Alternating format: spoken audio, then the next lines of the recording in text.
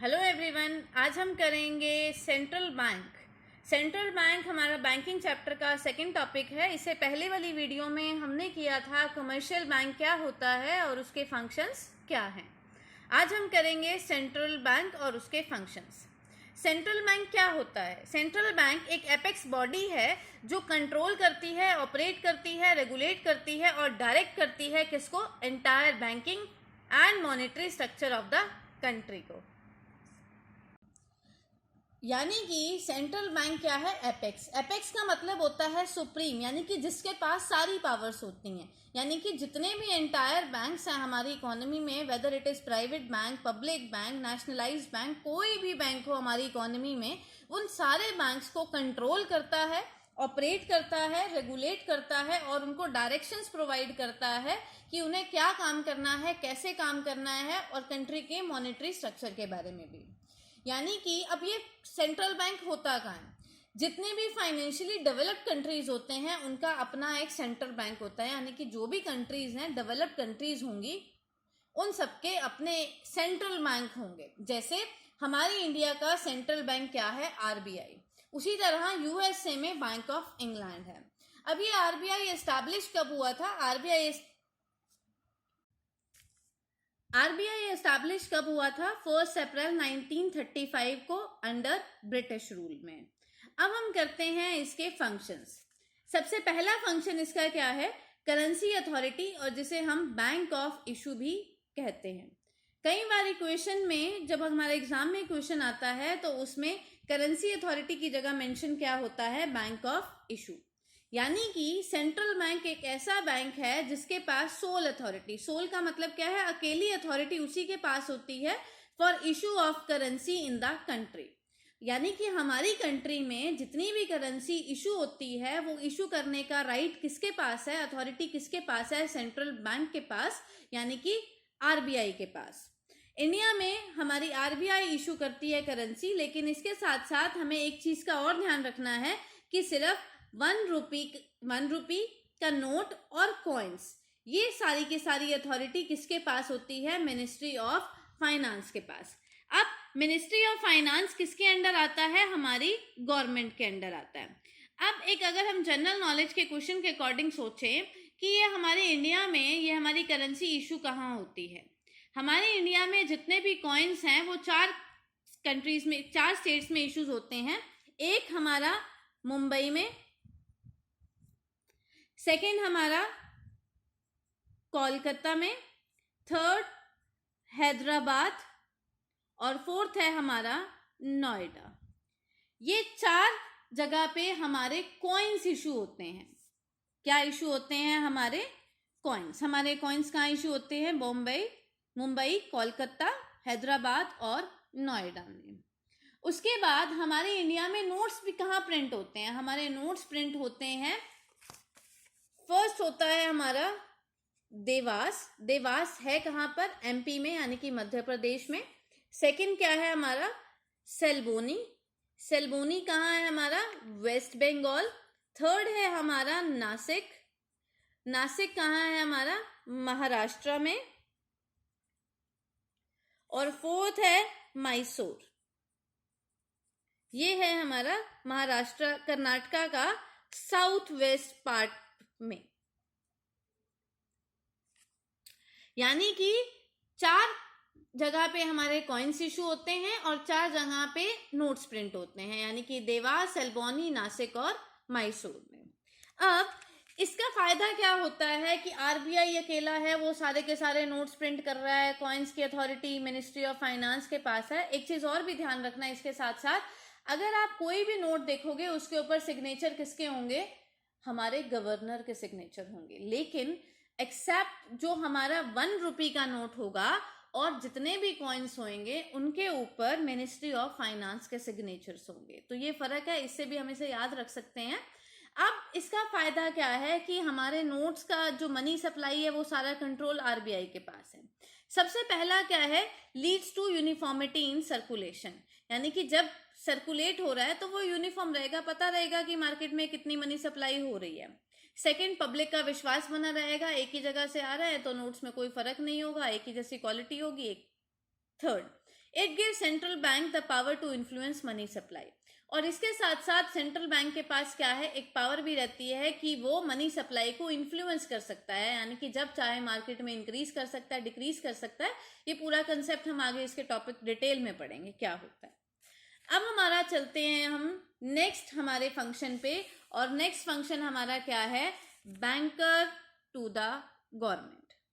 Banker to the government का मतलब क्या है, आरबीआई बैंकर है, एजेंट है और फाइनेंशियल एडवाइजर है। किसका, गवर्नमेंट का एडवाइजर है। यानी कि जिस तरह हम अपने अकाउंट्स कमर्शियल बैंक में मेंटेन करके रखते हैं, वहीं पर उसे हम अपना बैंकर कहते हैं, उसी तरह गवर्नमेंट का भी बैंकर कौन है, सेंट्रल बैंक। यानी कि गवर्नमेंट का वो बैंकर भी है, एडवाइजर भी है और एजेंट भी है। अब बैंकर कैसे, सबसे पहला क्या है, ये उसका करंट अकाउंट मेंटेन करके रखता है। हमने पहले ही पढ़ा था करंट अकाउंट और सेविंग अकाउंट। करंट अकाउंट में क्या होता है कि जिसमें जितनी चाहे मर्जी ट्रांजैक्शंस कर सकते हैं, जितनी भी रिसिप्ट हैं और पेमेंट हैं वो सारी की सारी इसी अकाउंट से होती हैं। मतलब गवर्नमेंट ने जितना भी पैसा गवर्नमेंट के पास आ रहा है, गवर्नमेंट के पास से जितना भी पैसा जा रहा है, वो इसी अकाउंट से ही किया जाता है। Third, it give loans and advances to the government. ये गवर्नमेंट को लोन्स भी प्रोवाइड करते हैं और एडवांस भी देता है गवर्नमेंट को। Third, provide financial advice to government. और ये टाइम टू टाइम गवर्नमेंट को एडवाइस देता है कि उसे क्या क्या काम करना है और कैसे। यानी कि हमने क्या क्या पढ़ा, करंट अकाउंट मेंटेन करता है, रिसिप्ट और पेमेंट अकाउंट, जितनी भी रिसिप्ट और पेमेंट है वो इस अकाउंट से होती है, लोन्स और एडवांसेस देता है, और फोर्थ क्या है, financial advice to the government. ये तो एज ए बैंकर हुआ, ठीक है। सेकंड क्या है, एज ए एजेंट क्या काम करता है, यानी कि पब्लिक जितने भी डेट है, डेट हमारा लोन होता है, उसको ये मैनेज करता है कि कहाँ से कितना पैसा आ रहा है जा रहा है, तो उसके अकॉर्डिंग ये एजेंट की तरह काम करता है। उसके बाद हम चलते हैं इसका third, as a financial adviser. As a financial adviser क्या करता है, ये एडवाइस करता है गवर्नमेंट को मॉनेटरी मैटर से रिगार्डिंग, कि उसको अपने मॉनेटरी मैटर्स को किस तरह से मैनेज करना है। अब हम चलते हैं हमारे इसके थर्ड फंक्शन के ऊपर, और वो थर्ड फंक्शन क्या है, बैंकर्स बैंक एंड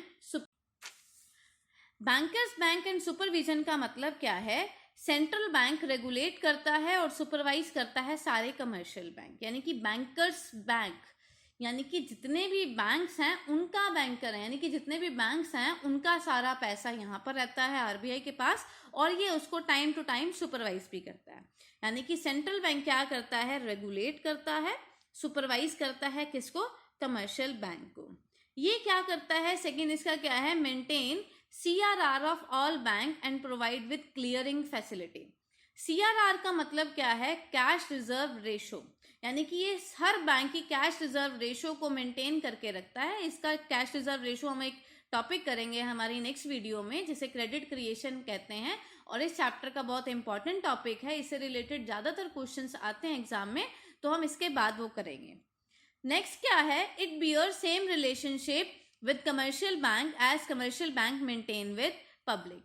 यानी कि ये उसी तरह का रिलेशनशिप रखता है कमर्शियल बैंक के साथ जैसा कमर्शियल बैंक पब्लिक के साथ। यानी कि जिस तरह से बैंक हमारे साथ रिलेशन रखता है, उसी तरह आरबीआई भी कमर्शियल बैंक के साथ उसी तरह का रिलेशन रखता है, ठीक है, एज अ कस्टमर। जैसे कमर्शियल बैंक के हम कस्टमर हैं, उसी तरह आरबीआई का कस्टमर कौन हुआ, commercial bank. As a banker ये 3 कैपेसिटी परफॉर्म करता है। सबसे पहला क्या है, custodian of cash reserve. Custodian of cash reserve का मतलब क्या है, कैश रिजर्व इसकी कस्टडी में रहता है। यानी कि अभी मैंने ऊपर बताया था, मेंटेन करके रखता है कैश रिजर्व रेशो। यानी कि जितने भी कैश रिजर्व्स होते हैं बैंक्स के, वो किसकी कस्टडी में रहते हैं, बैंक्स की। कौन से बैंक की, आरबीआई के पास। सेकंड क्या है हमारा, lender of last resort. Lender of last resort का मतलब क्या है, जब बैंक्स को पैसे की जरूरत होती है, उधार की जरूरत होती है, और बैंक को कहीं से भी उधार नहीं मिल रहा होता है, यानी कि उसने बहुत कोशिश कर ली, उसको कहीं से भी पैसा नहीं मिल रहा, तो जो लास्ट ऑप्शन क्या होती है, आरबीआई, यानी कि लास्ट रिसॉर्ट, लास्ट में, यानी कि पैसों की जरूरत हुई और सीधा आरबीआई के पास, जब उसने सारे एफर्ट्स कर लिए, पब्लिक से सब कुछ कर लिया, उसके बाद किसके पास जाएगा? वो आरबीआई के पास। थर्ड क्या आता है हमारा? Clearing house. क्लियरिंग हाउस का मतलब क्या है कि ये एक बैंक का पैसा दूसरे बैंक में है, उस वो फैसिलिटी भी देता है। कैसे? क्लियरिंग हाउस का मतलब क्या है? सपोज एक बैंक ने दूसरे बैंक में पेमेंट करनी है, ठीक है, अब ऑटोमेटिकली आरबीआई क्या करेगा? अकाउंट्स के थ्रू ही उनमें एंट्रीज कर देगा बिना कैश की डिलीवरी करे। तो ये क्लियरिंग हाउस फैसिलिटी जो है आरबीआई प्रोवाइड करता है। नेक्स्ट, एज ए सुपरवाइजर वो क्या करता है? वो रेगुलेट करता है और कंट्रोल करता है कमर्शियल बैंक को, यानी कि सुपरवाइज करता है कमर्शियल बैंक क्या क्या काम कर रहा है, किस तरीके से काम कर रहा है, कैसे डील कर रहा है, यानी कि टाइम टू टाइम उनके अकाउंट्स को चेक करता है, सारे के सारे बैंक्स को हम कह सकते हैं ऑडिट करता है। आपने देखा होगा कंपनीज में ऑडिट होती है, यानी कि चेकिंग होती है कि किस तरह से काम किया, कहाँ से पैसा आया, कहाँ गया, क्या क्या किया, तो यानी कि हर एक एक्टिविटी को चेक करता है एज अ सुपरवाइजर। नेक्स्ट वो क्या करता है? प्रोवाइड लाइसेंस देता है ऑल बैंक्स को, यानी कि आरबीआई सारे बैंक्स को लाइसेंस प्रोवाइड करता है कि अगर बैंक्स को एक्सपैंड होना हो, मर्ज करना हो या क्लोज करना हो, तो उसके लिए पहले उसे आरबीआई से परमिशन लेनी पड़ेगी, लाइसेंस लेना पड़ेगा, चाहे उसे अपने बैंक्स को एक्सपैंड करना है, चाहे उस बैंक को दूसरे बैंक में मर्ज होना है, या उसे क्लोज करना है, अपने बैंक को बंद करना है, कोई भी काम करना है, तो उसे सबसे पहले परमिशन किससे लेनी पड़ेगी? आरबीआई से लेनी पड़ेगी। अब हम चलते हैं हमारे फोर्थ टॉपिक के ऊपर, यानी कि फोर्थ फंक्शन के ऊपर। फोर्थ फंक्शन क्या है? Custodian of foreign exchange reserve. Custodian का मतलब क्या है? कस्टडी, यानी कि जितनी भी हमारी फॉरेन करेंसी है वो सारी करेंसी रिजर्व किसके पास रहती है? आरबीआई के पास। आपको पता है, आपको डॉलर्स लेने हो, कुछ भी लेने हो, तो हम क्या करते हैं? बैंक के पास जाते हैं, बैंक हमें एक्सचेंज करके दे देता है, तो यानी कि ये सारे किसकी कस्टडी में रहते हैं? आरबीआई के पास रहते हैं। तो सेंट्रल बैंक क्या है? एक कस्टोडियन है। कंट्री का जितना भी गोल्ड है, जितना भी रिजर्व है, यानी कि रिजर्व कौन सा? फॉरेन एक्सचेंज का रिजर्व है, वो सारा का सारा किसकी कस्टडी में रहता है? RBI. According to regulation of foreign exchange के रेगुलेशन के अकॉर्डिंग जितने भी फॉरेन ट्रांजैक्शन है उसका रूट क्या होगा? आरबीआई। यानी कि जितनी भी हमने एक्सपोर्ट करना है, इंपोर्ट करना है, या कोई भी ट्रांजैक्शन करनी है, वो सब पहले आरबीआई से रूट होके जाएंगे, यानी कि परमिट होके जाएगी उसके रूल्स और रेगुलेशंस के अकॉर्डिंग। अब हमारा आता है फिफ्थ पॉइंट, क्या है? Controller of money supply and credit. ये हमारा सबसे इंपॉर्टेंट पॉइंट है, इससे related mostly questions account paper में आते हैं। इसे हम मॉनेटरी पॉलिसी भी कहते हैं। इसमें दो तरह के इंस्ट्रूमेंट हम पढ़ेंगे, एक क्वांटिटेटिव और एक क्वालिटेटिव इंस्ट्रूमेंट। क्वांटिटेटिव इंस्ट्रूमेंट में हमारी चार चीजें आती हैं, एक बैंक रेट और other rates, liquidity ratio, open market operation और कैश रिजर्व रेशो। तो इसको लर्न करने का हमने एक शॉर्टकट बनाया, इसका फर्स्ट लेटर BLOC, ब्लॉक। दूसरे क्या है हमारे क्वालिटेटिव इंस्ट्रूमेंट, इसमें भी हमारी तीन चीजें आती हैं क्वालिटेटिव में। M फॉर मार्जिन रिक्वायरमेंट, यानी कि इसको हम शॉर्ट में बोल सकते हैं MMS। M for margin requirement, M for moral situation और S for selected credit control. Next video में हम इसको डिटेल में करेंगे, मनी सप्लाई और क्रेडिट के कंट्रोलर के बारे में, और हमारा जो एक टॉपिक रह गया है क्रेडिट क्रिएशन। अगर आपको मेरी वीडियो पसंद आई हो तो इसको लाइक करिए और सब्सक्राइब करिए। Thank you so much.